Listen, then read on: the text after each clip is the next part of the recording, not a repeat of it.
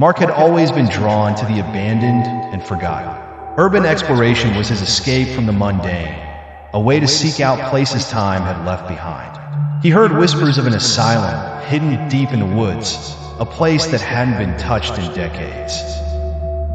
With his gear packed, Mark set out, feeling the excitement of an undiscovered world awaiting him. The asylum, a dark silhouette against the setting sun, stood tall and foreboding, its iron gates creaking as he pushed them open. The first step into the asylum felt like stepping into another time.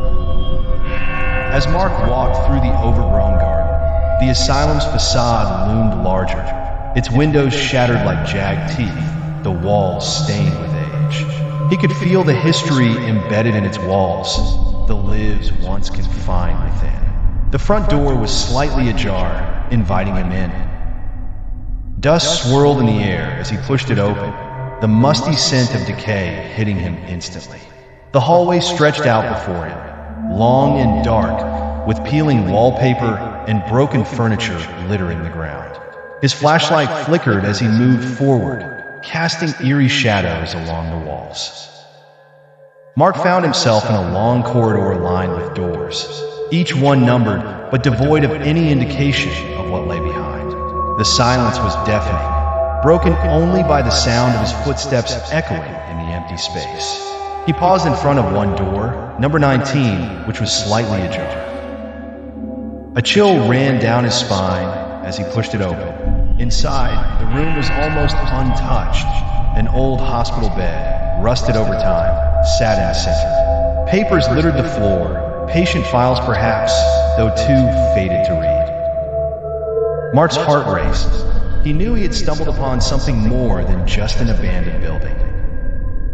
Mark noticed a small drawer next to the bed, its handle missing. With some effort, he pried it open, revealing a leather-bound journal. The pages were brittle, but as he flipped through, he saw handwritten notes in neat script. It was a diary. The entry spoke of a woman named Elise, a patient of the asylum. She described her isolation, the treatment she underwent, and the doctors who seemed more interested in experimenting on the patients than healing them. The final entry was cut off, the ink smudged as though she had been interrupted. Mark felt a strange connection to Elise, her loneliness, her fear. The air grew colder as Mark continued down the hallway. He felt a presence, as though someone was watching him. He spun around, shining his flashlight into the darkness, but saw nothing. Just as he was about to move on, a faint whisper echoed through the hall. His heart pounded in his chest. He couldn't make out the words, but the voice seemed to be coming from behind a door at the end of the corridor. Summoning his courage, Mark approached the door, his hand trembling as he reached for the handle. Inside, the room was much larger than the others, filled with old medical equipment. Rusted surgical tools, cracked glass bottles, and faded charts pinned to the walls. In the corner, an old projector sat atop a desk, with reels of film strewn across the floor. Mark carefully loaded one of the reels and turned on the projector. The flickering light cast eerie images onto the wall. Grainy footage of patients being led through the asylum's halls, their faces vacant, eyes hollow. As the film continued, Mark saw Elise, her face unmistakable from the diary's description. She was strapped to a gurney, struggling as doctors prepared to inject her with something. The film abruptly cut to black. A loud crash jolted Mark from his daze. His flashlight beam swung wildly as he rushed back into the hallway. One of the windows had shattered, though there was no sign of what had caused it. The air was thick with tension, and Mark could feel his pulse quicken. He stood frozen, scanning the area. Mark stood frozen, Elise's voice whispering faintly through the darkened hall. The front door remained sealed shut, and there was no escape. His breath came in shallow bursts as he turned back into the asylum, knowing that the only way out might be through the truth hidden within. His footsteps echoed ominously as he retraced his steps down the hall, this time with a heightened sense of dread. The asylum was alive, shifting around him, keeping him within its grasp. As Mark continued to walk, the whispers grew louder, filling the air around him. He could almost make out fragments of conversations, pleas, and screams from the past. They seemed to seep from the walls themselves. Every door he passed felt like it held a story, a piece of the asylum's dark history. One voice stood out among the others, Elise's. She seemed to be calling him, beckoning him to follow. His body moved almost instinctively toward the sound, down another corridor he hadn't noticed before.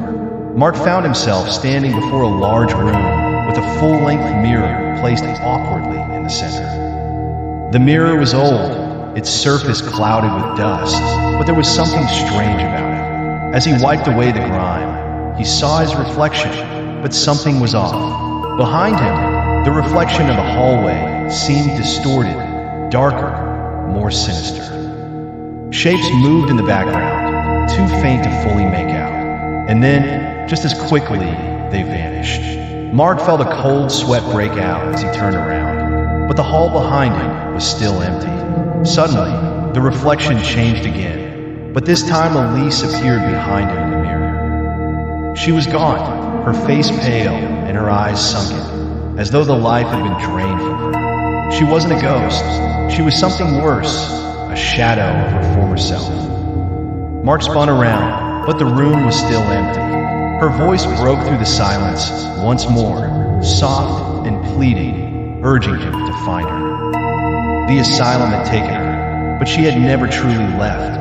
Mark realized then that he had become part of the same game the asylum had played with its patients. Determined to find out what had really happened to Elise, Mark pushed forward. He returned to the basement, to the room where he'd found her patient file. He dug deeper into the records, searching for any missing pages, any evidence that could give him answers. In a hidden compartment, he found a stack of sealed documents marked confidential. These files were more detailed than the others, blueprints of the asylum, notes on secret rooms, and even letters between the doctors. It became clear that the asylum wasn't just for the mentally ill. It had been a cover for something much darker.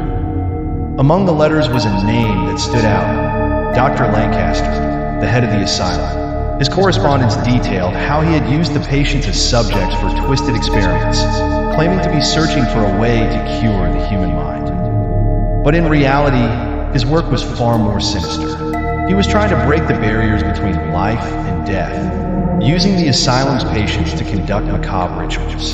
Elise had been his final subject, someone he believed could serve as a vessel for something not of this world. Mark ran out, scared. But she had resisted, disappearing before he could finish what he had started.